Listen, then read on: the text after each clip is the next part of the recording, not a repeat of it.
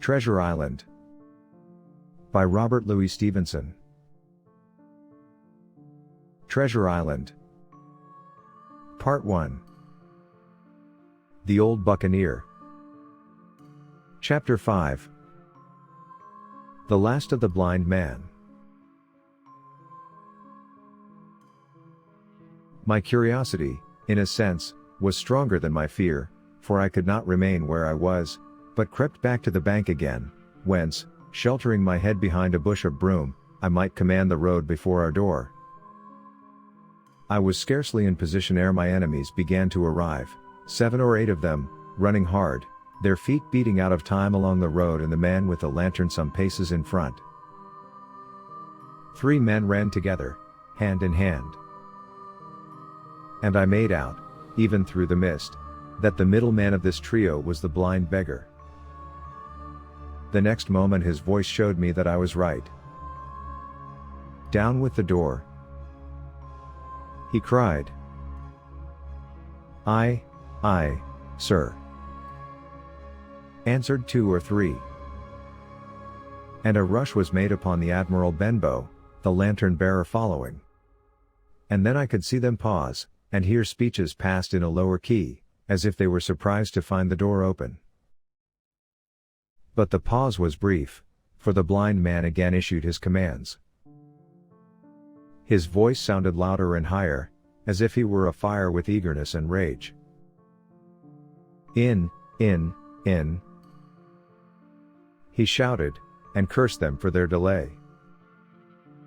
4 or 5 of them obeyed at once, 2 remaining on the road with the formidable beggar. There was a pause, then a cry of surprise, and then a voice shouting from the house, "Bill's dead." But the blind man swore at them again for their delay. "Search him, some of you shirking lubbers, and the rest of you aloft and get the chest," he cried. I could hear their feet rattling up our old stairs, so that the house must have shook with it. Promptly afterwards, fresh sounds of astonishment arose.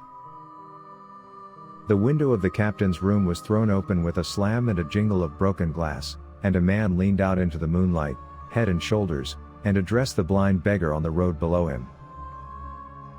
"Phew," he cried, "they've been before us. Someone's turned the chest out alow and aloft." "Is it there?" roared Pew. "The money's there." The blind man cursed the money. "Flint's fist, I mean," he cried. "We don't see it here nohow," returned the man. "Here, you below there, is it on Bill?" cried the blind man again. At that another fellow, probably him who had remained below to search the captain's body, came to the door of the inn. "Bill's been overhauled already," said he. "Nothin' left. It's these people of the inn, it's that boy. I wish I had put his eyes out," cried the blind man. "Pew. There were no time ago they had the door bolted when I tried it. Scatter, lads, and find 'em." "Sure enough, they left their glim here," said the fellow from the window. "Scatter and find 'em. Rout the house out," reiterated Pew, striking with his stick upon the road. Then there followed a great to-do through all our old inn, heavy feet pounding to and fro, furniture thrown over, doors kicked in, until the very rocks re-echoed and the men came out again, one after another, on the road and declared that we were nowhere to be found. And just the same whistle that had alarmed my mother and myself over the dead captain's money was once more clearly audible through the night, but this time twice repeated. I had thought it to be the blind man's trumpet, so to speak, summoning his crew to the assault, but I now found that it was a signal from the hillside towards the hamlet, and from its effect upon the buccaneers, a signal to warn them of approaching danger. "There's Dirk again," said one. "Twice. We'll have to budge, mates." "Budge, you skulk," cried Pew. Dirk was a fool and a coward from the first, you wouldn't mind him. They must be close by. They can't be far. You have your hands on it. Scatter and look for them, dogs. Oh, shiver my soul, he cried, if I had eyes. This appeal seemed to produce some effect, for two of the fellows began to look here and there among the lumber, but half-heartedly, I thought, and with half an eye to their own danger all the time, while the rest stood irresolute on the road. You have your hands on thousands, you fools, and you hang a leg. You'd be as rich as kings if you could find it, and you know it's here, and you stand there skulking. There wasn't one of you dared face Bill, and I did it, a blind man. And I'm to lose my chance for you. I'm to be a poor, crawling beggar, sponging for rum, when I might be rolling in a coach. If you had the pluck of a weevil in a biscuit you would catch them still. Hang it, Pew, we've got the doubloons, grumbled one. They might have hid the blessed thing, said another. Take the Georges, Pew, and don't stand here squalling. Squalling was the word for it. Pew's anger rose so high at these objections till at last, his passion completely taking the upper hand, he struck at them right and left in his blindness, and his stick sounded heavily on more than one. These, in their turn, cursed back at the blind miscreant, threatened him in horrid terms, and tried in vain to catch the stick and wrest it from his grasp. This quarrel was the saving of us, for while it was still raging, another sound came from the top of the hill on the side of the hamlet, the tramp of horses galloping. Almost at the same time a pistol shot, flash and report, came from the hedge side. And that was plainly the last signal of danger, for the buccaneers turned at once and ran, separating in every direction, one seaward along the cove, one slant across the hill, and so on, so that in half a minute not a sign of them remained but Pew. Him they had deserted, whether in sheer panic or out of revenge for his ill words and blows I know not. But there he remained behind, tapping up and down the road in a frenzy, and groping and calling for his comrades. Finally he took a wrong turn and ran a few steps past me, towards the hamlet, crying, Johnny, Black Dog, Dirk, and other names, you won't leave old Pew? Mate's not old Pew. Just then the noise of horses topped the rise, and 4 or 5 riders came in sight in the moonlight and swept at full gallop down the slope. At this Pew saw his error, turned with a scream, and ran straight for the ditch, into which he rolled. But he was on his feet again in a second and made another dash, now utterly bewildered, right under the nearest of the coming horses. The rider tried to save him, but in vain. Down went Pew with a cry that rang high into the night. And the 4 hoofs trampled and spurned him and passed by. He fell on his side, then gently collapsed upon his face and moved no more. I leapt to my feet and hailed the riders. They were pulling up, at any rate, horrified at the accident. And I soon saw what they were. One, tailing out behind the rest, was a lad that had gone from the hamlet to Dr. Livesey's.